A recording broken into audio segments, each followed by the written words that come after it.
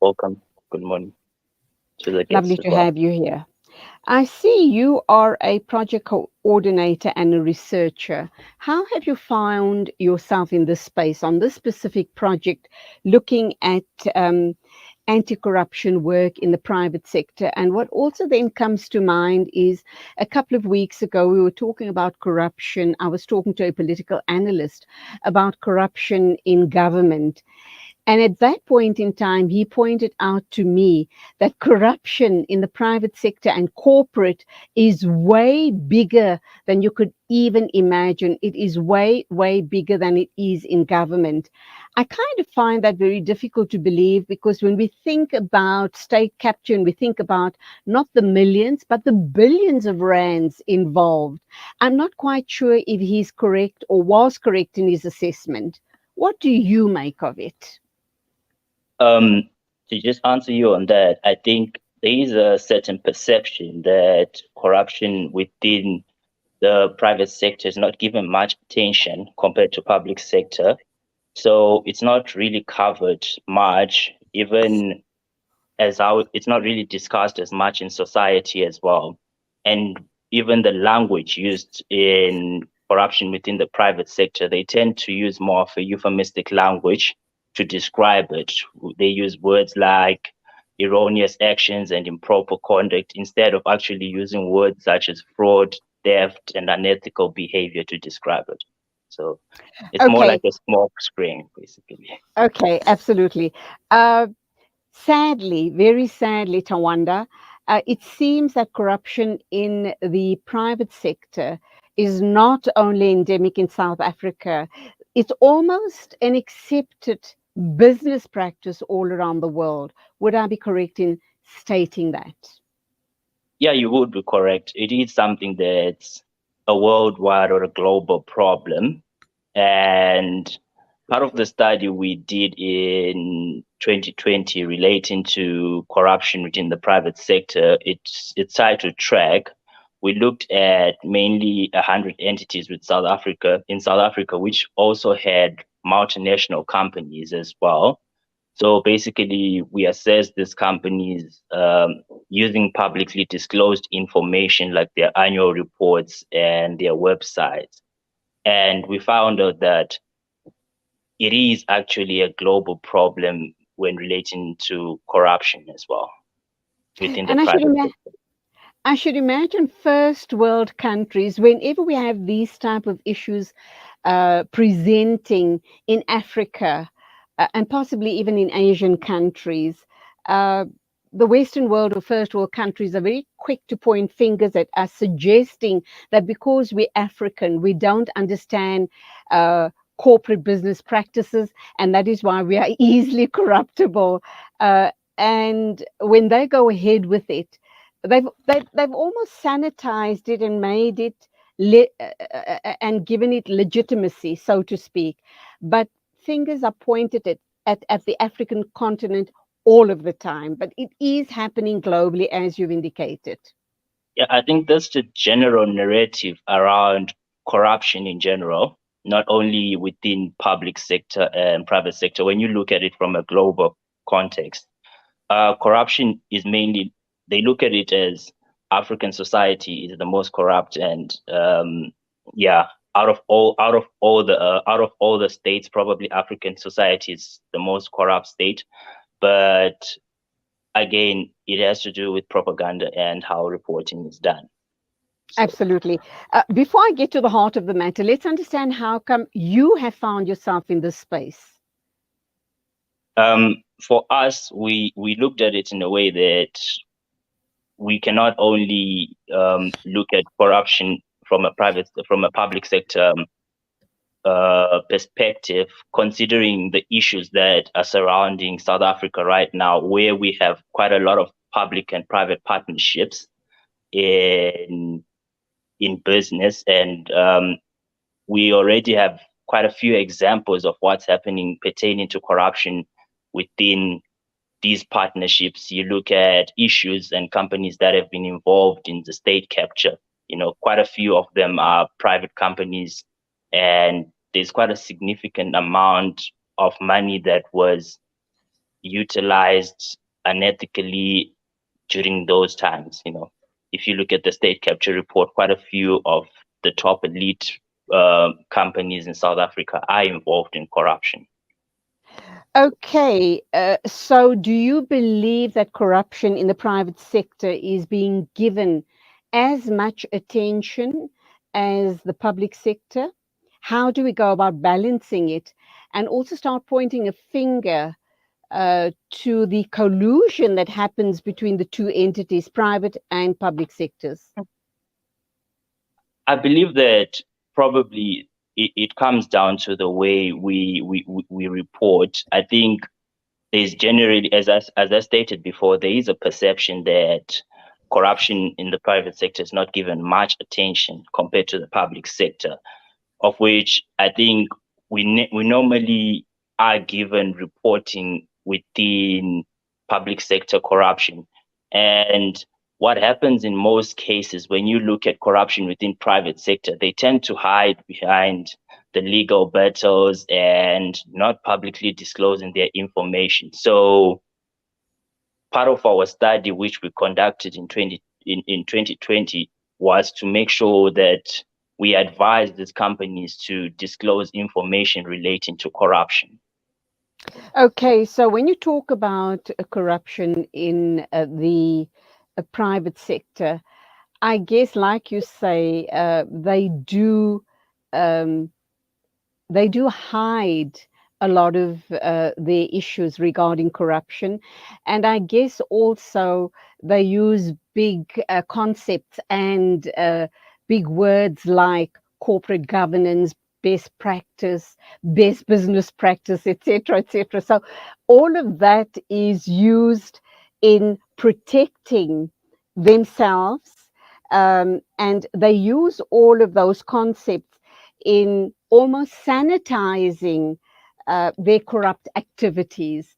And if there is corruption that is found out, sadly, someone down the line takes the fall, and the top level management are protected from it, suggesting that they were not aware of it, etc. So that is how it plays out in the private sector, does it not? And that's absolutely true. It's always mainly the employees at the bottom who take the fall of what happens at the top within private sector. And as I stated before, it's the use of the words, like your irrational action, improper conduct, with mainly when we are reporting public sector corruption, we use the normal words, your fraud, your theft, your corruption, unethical behavior, Yes, the words yes. that people actually can relate to, and what we found out is even when they report corruption or when they give out data on corruption that has occurred in private sector, it's very difficult to actually extract the data. So most of it is hidden behind fine print in their corporate governance reports and their annual reports, which take long for someone who doesn't have the knowledge to actually go through them. So Does private sector have the liberty of classifying financial reports, etc.? That's the one question. And then when we talk about one of the minions down the line that will take the fall for a corrupt senior manager, sadly, in a situation like that, it indicates that those large corporates are further engaging in corrupt behavior by corrupting that employee down the line, because they're obviously going to buy him off. So they buy him off with large sums of money. He takes the fall and he finds that he's entrapped in a corrupt transaction to protect a senior manager or a senior CEO or whatever the case may be. definitely, on your first question relating to financial obligations and reporting, I think private sector definitely has an obligation to report financially because they have shareholders. But again, you find companies such as Steinhoff, which are involved with the public sector and had the government as one of their key stakeholders.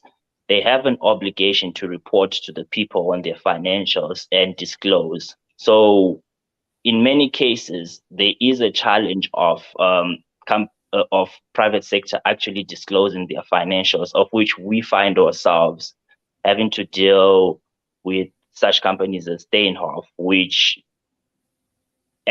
act unethically or are engaged in corrupt activities and do not feel the need to disclose their financials to the public.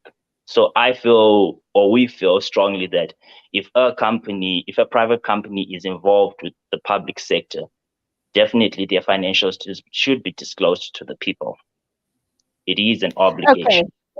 All right, we're going to go for an ad break. What I do want to talk about when we get back is monies by these large corporates, monies that are sent offshore or whatever other business activities that they engage in to get large sums, billions of rands out of the country in offshore, other offshore entities. Let's look at that. Does that also allow them to further hide their corrupt activities? And then let's look at the issue around whistleblowers. That's a very big concern in our country. We just need to look at Babita Kalichuran, I think was the surname. And she was obviously implicated in the Department of Health scandal. So she was killed. She lost her life because she blew the whistle. How do whistleblowers ensure that they and their families are going to be protected if they go ahead and whistleblow either on the public or the private sector? But think about that. We're going to talk more about this very big story right after the ad break. I'm talking with Tawanda Kaseke. We're talking about public and private sector corruption, which is absolutely rife, not only in South Africa, but globally.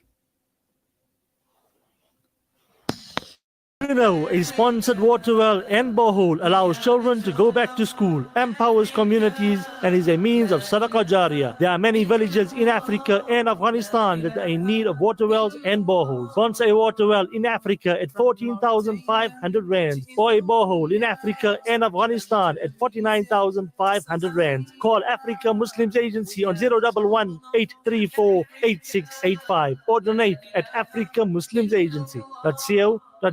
Africa Muslims Agency, inspiring the spirit of giving. Spread the sunshine and make mealtimes sunshine delicious. Sunshine D, the versatile margarine and fat spread that is perfect for spreading, baking, and cooking. Need inspiration? Visit nowwecooking.co.za.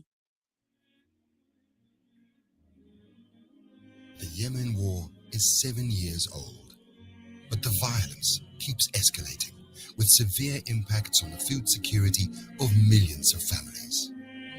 People in Yemen are desperate and need our support to survive. Let's make a difference in Yemen today. Donate now at alimdad.com or call 0861 786 243 for more information.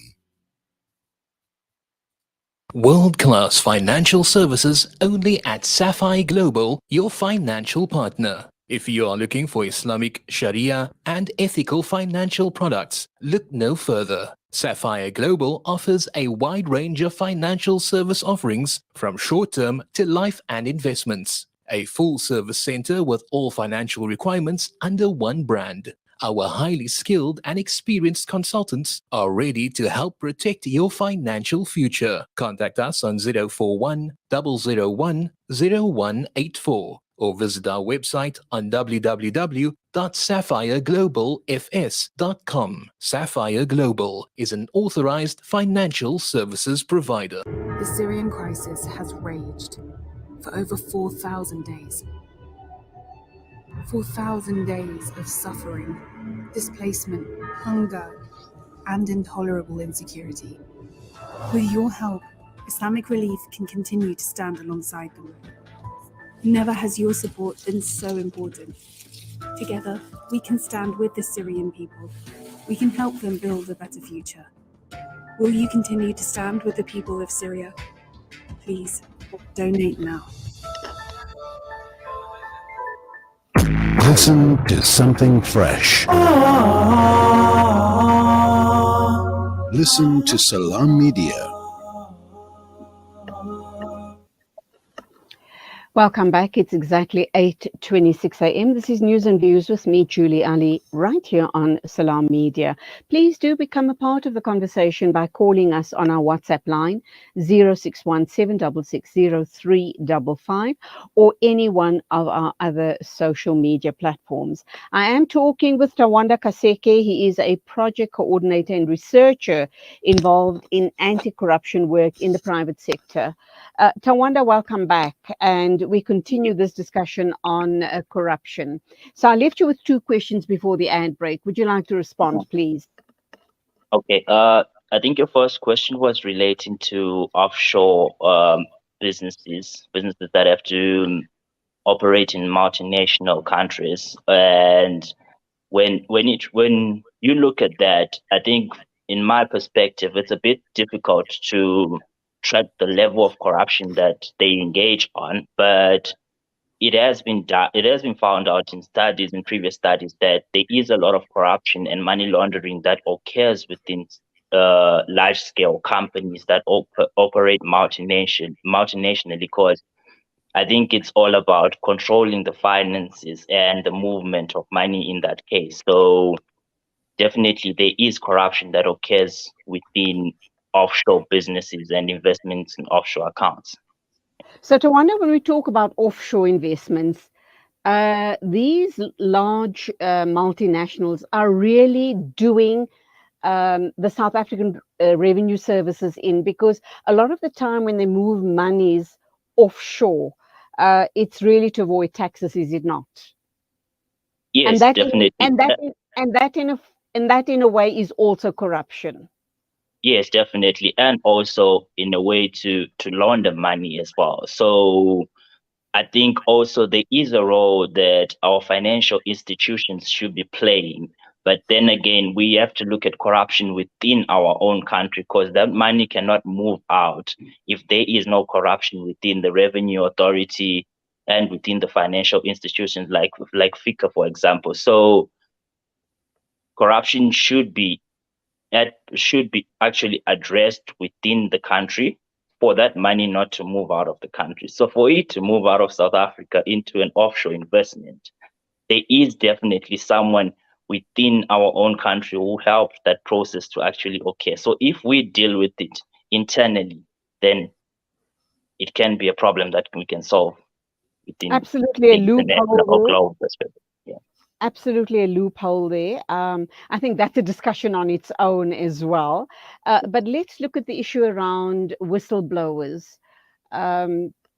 Is the state and corporates doing enough to protect people who come forward with information, valuable information, to protect companies, private sector, and also government entities?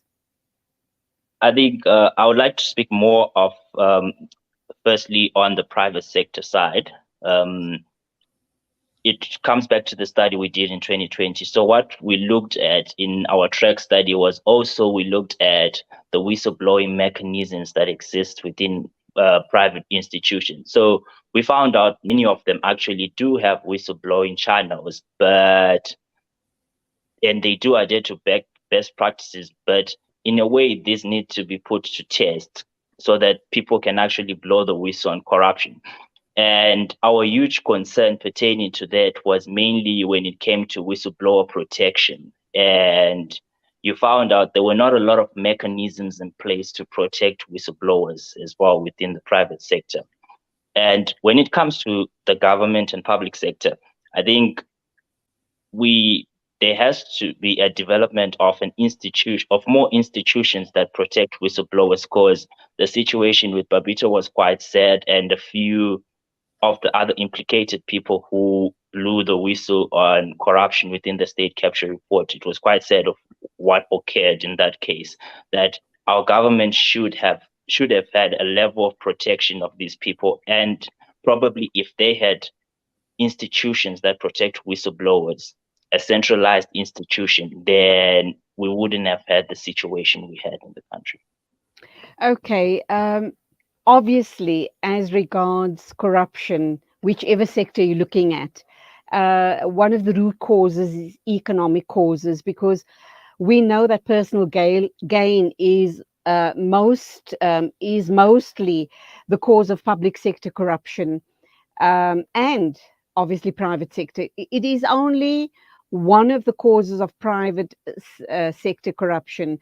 There's the issue around individual causes and rationalization, suggesting that people seem to think that everybody is involved in it around me. It's almost part of the big picture game here in corporate or multinationals.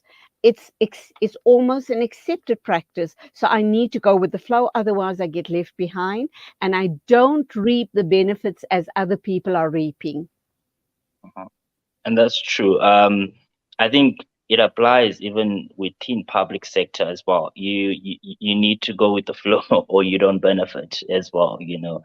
And if it comes to corruption in general, when you look at public and private sector, you're not in it, you're out of the job, and so it comes down to, again, many people are a threat when it comes to corruption, and they feel that they are forced to engage in such acts of corruption because of top-down approaches within private sector. So if top level management say sign off on this document that you don't need to sign off of, you're gonna feel the need to sign it off because you are a threat.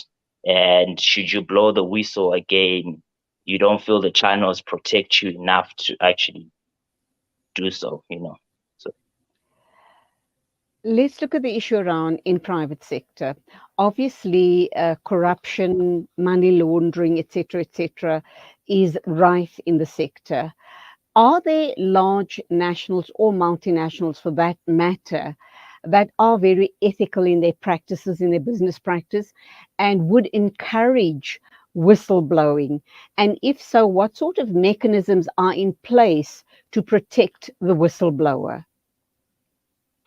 yeah, when we looked at the Track 2020 study, which involved, as I stated, about 100 companies, but 61 of them were public listed companies, we actually found out that some companies rated very high in terms of the whistleblowing channels and anti-corruption practices as well, because the study looked at their anti-corruption practices that are in place and also the whistleblowing mechanism. There are a few companies in South Africa which are quite large companies that scored very highly in that, in particular financial institutions.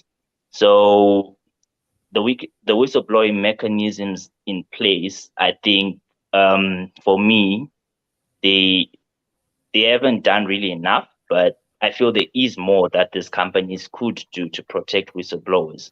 Although they scored quite highly in our study, there is still more that they can do to protect whistleblowers. There's still quite a lot of more work that can be done. Okay, just a correction on my part. I referred to the whistleblower that was killed, Babita. I think I gave the wrong surname. The correct surname is Babita Deokaran. May she rest in peace and may her family be well taken care of. In your study, and I should imagine this is an ongoing study, let's look at why and who were the powers that be that commissioned this particular study, and what was the big picture that came out of the study, because you keep referring to the study in 2020, am I correct? Yes. All right. So who commissioned it? What was the the purpose of the study? Let's look at the overall results, and also let's see, are those results being, and recommendations obviously, being put to good use? yeah, definitely. So this study was commissioned between, it was a partnership of 3 organizations: the National Business Initiative, Corruption Watch, and the Overseas Development Institution, which is based in England, in London. So the overall focus of the study was to assess companies based on publicly accessed information like annual reports and websites. So the main thing was to assess their anti-corruption practices in place in that study. So to answer your question of what were the big findings within the studies, as I had mentioned earlier on, that when it relates to whistleblowing, they seemed to have whistleblowing channels in place in most of the companies, but there is still some work to be done within their mechanisms and best practices as well. So as well, we found out that most of these companies do actually have anti-corruption policies in place, but also those still need to be refined as time goes on. Okay, how long did the study take to complete? And let's also understand the role of the whistleblower in the private sector. I'm just kind of thinking if you're in the private sector or in any sector for that matter, and you are found to be a whistleblower, it's not really a nice label to be put on you, because you're going to always be fingered as the impimpi, and nobody wants that. But be that as it may, obviously, being a whistleblower also means that perhaps you're getting some sort of a bonus or some sort of a gratuity for blowing the whistle, because you're not going to do it without what's in it for me. Sadly, none of us do anything if we're not getting anything out of that transaction. Definitely. I think the study, to answer your question, the study took about a year. It occurred in 2020 and was published at the end of 2020, which was when we initially completed it. But again, one key thing you raised was around the rewards for whistleblowing. That is a discussion that has been going on even within the public sector to say, is it justified to reward whistleblowers? And of which, from our side, I think it would be justifiable that whistleblowers should be rewarded for the work that they do. We want to encourage as much people to blow the whistle on corruption, and if it means them being rewarded for that, then they should do so. But again, before we do so, I think we need to put our whistleblowing protection measures in place properly. Two things jump out at me when you talk about whistleblowing in the public and in the private sector. And I guess it's going to come with its challenges as well. Yes, we're talking about rewarding whistleblowers. That's going to create a culture of everybody looking over everybody else's shoulder. And I'm kind of wondering, how comfortable of a workspace would that then result in? Because if you feel that you're being watched all the time, I don't think you're going to be very comfortable. On the other hand, if you are a very ethical worker and you have nothing to hide, you'll be pretty comfortable in a space like that, won't you? And then also, if you are being rewarded for whistleblowing, are you going to then end up being a troublemaker, that you're going to deliberately go out and look for the wrong in every business practice that people are engaging in within the company? And last but not least, perhaps that is the answer, because we're all going to be looking out and looking over everyone's shoulders, and you're going to be aware of the fact that if I put a foot wrong here, the whistle's going to be blown on me. So I have to be ethical in all of my work, all of my interactions, and all of my business practices. Yeah, you're absolutely right. I think for me, it's if everyone's going to look over their shoulder in terms of corruption, then we are actually dealing with the problem. I think what the problem that's occurring within corruption right now within the private sector is there is no level of fear of engaging in corruption. When you look at it from top management, because as much as I stated before, there's not much attention being drawn to private sector corruption, so that fear has somehow diminished, and there is no actually thought to say someone could blow the whistle on me should this okay.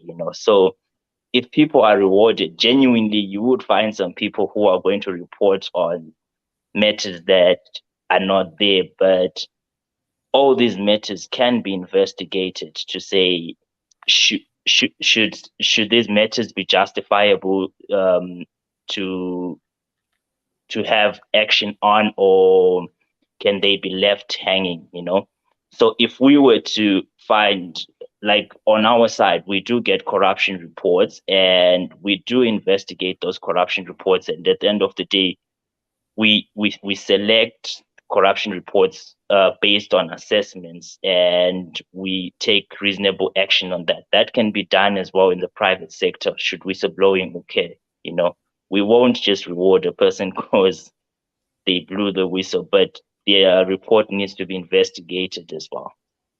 Okay, my final question to you then, for the purposes of this interview, is what in your research, what did you uncover regarding corruption? Is there a value, a minimal value put on corruption? Would it be perhaps a once a month meal at a fancy restaurant?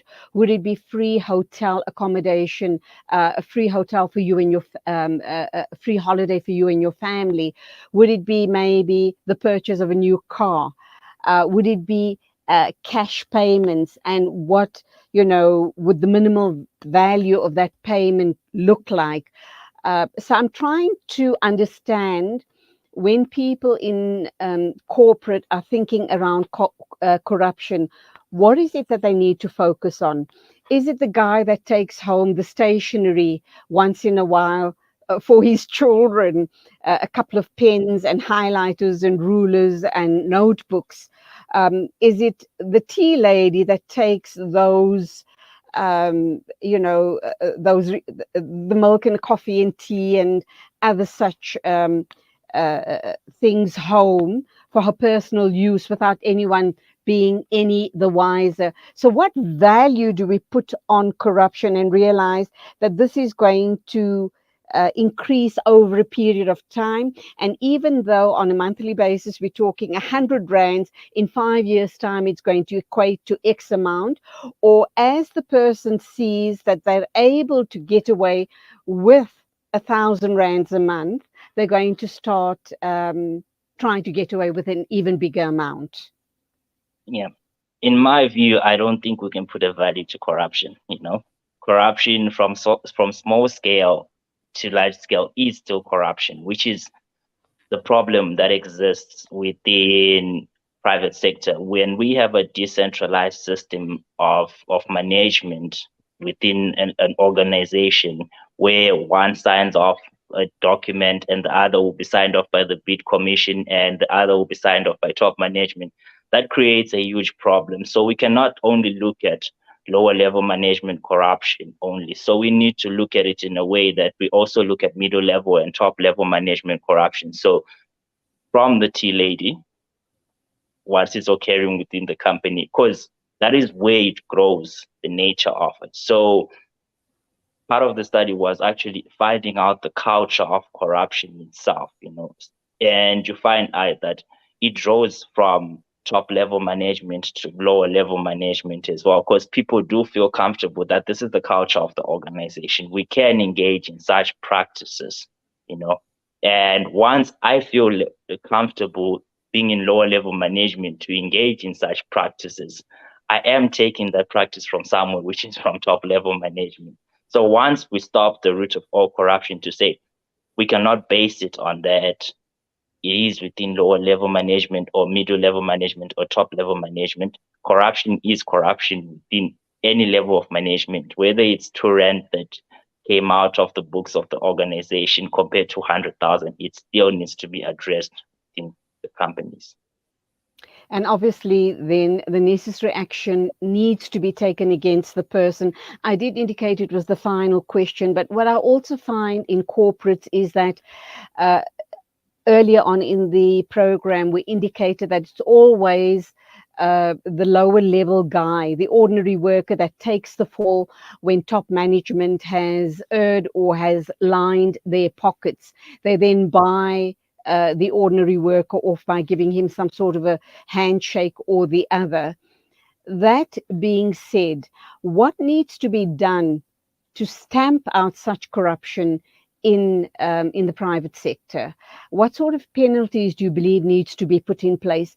The other sad reality is that if middle manager or someone lower than him or her is found out to be unethical or has been involved in a corrupt practice, the whole company knows about it.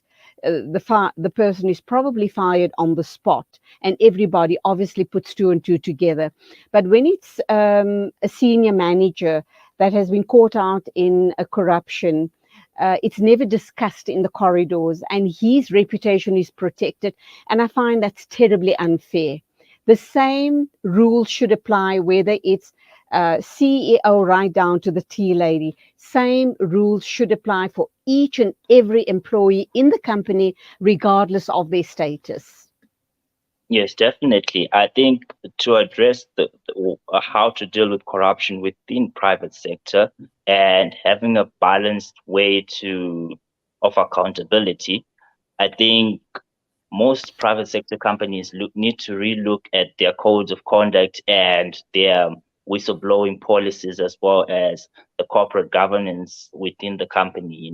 So you find that most of these policies are mainly focused on the lower level employee, and do not directly speak to top level management. You find whistleblowing policies apply to lower level employees and top management. It has nothing to do with those policies. Maybe they're just involved in the development, but these are mainly addressed to employees within middle level or lower level management, of which when we develop policies that speak to anti-corruption, they should apply to the whole organization itself. So a balanced, more development of policies, and when these policies are developed, they should apply to every level of management within the private sector. Undoubtedly, lots of work ahead of us, not only in the private sector, but obviously in public sector as well. Corruption is rife, as you've indicated, all around the world. So lots and lots of work ahead of us. But thank you indeed for sharing the results from your study with us. And I guess it's something we're all aware of. It's just something we don't add, we don't give energy to, simply because we believe that it's too huge a monster to be tackling. But be that as it may, it was wonderful talking to you. Thank you indeed, Tawanda Kaseke. Hopefully we will hook up again sometime in the future. Thank you very much for having me on. That was Tawanda Kaseke. He is a project coordinator and researcher involved in anti-corruption work in the private sector. Still to come, Abed Karim is going to be talking to us about the floods in Ladysmith. He is with Al Imdad, and let's hear just how dire the situation is in that part of the country.